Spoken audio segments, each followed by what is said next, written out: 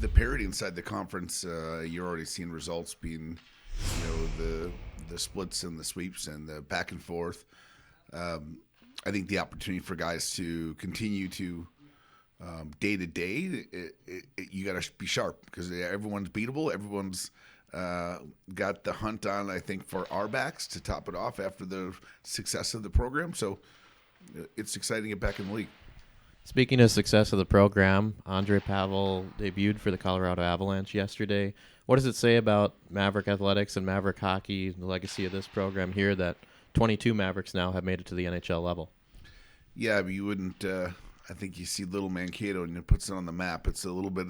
Hockey's become a window of the world for Mavericks here through the hockey side of things, and exceptionally exciting to see Pavel, one, get out there and do his part. But Andre's a unique guy. Like he finished his school, he worked his tail off, had an excellent summer. He was around here a lot.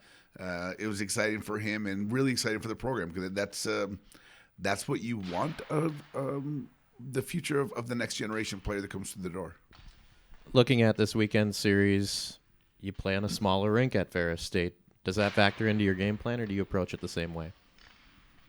There's two sides. I mean, you've got to be prepared for a lot of things happen quick. Active end walls, transitional rink.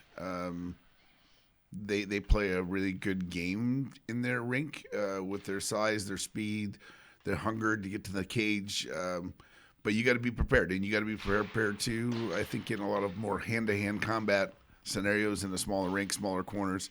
But after that, it's just got to stay connected and be a great team game. You had a week to prepare for this one, extra weekend for guys to try to get healthy. What does the practice schedule look like for the last week or so, that extra time? Yeah, I think we had some really hard days involved in the week where we didn't play. Then I thought we had some off days to catch some rest and get some bodies, some healing. We did a lot of individual meetings. We did a lot of individual skill work. We did a lot of segment review after the first 6 games, making sure guys knew where they were, and where they're standing, and what is next and what is needed. So maybe catch a breath, but really prepare you, I think, for the next stretch.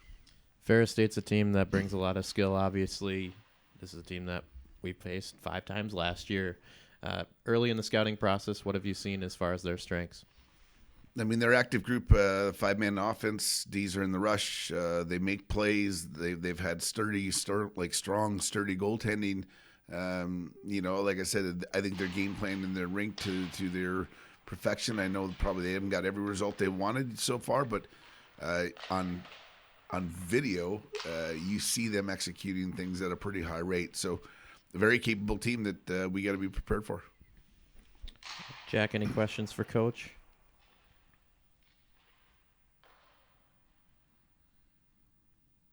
Yeah, Coach. The games against North Dakota were those were a battle. It was fun to see you guys go off against North Dakota, who was ranked I believe 5 at the time. But yeah, like you said, with Ferris State coming up in a CCHA first game of the season against them, you guys are prepared and ready to play them. Yeah, but we had a difficult. I thought our schedule was built that way in a good way. Competition from St. Cloud to UMass to Nodak. I think they do a lot for you.